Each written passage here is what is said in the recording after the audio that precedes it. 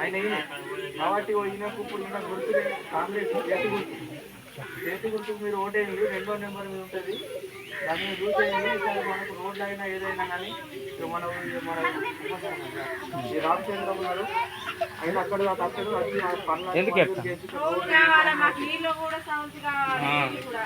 నీళ్లు ఇప్పుడు మనకి తెలంగాణ కాంగ్రెస్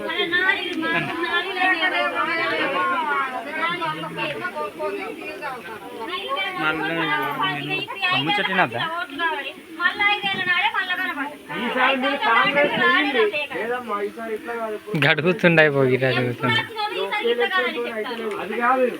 పోయినసారి మనం బీజేపీ అందరూ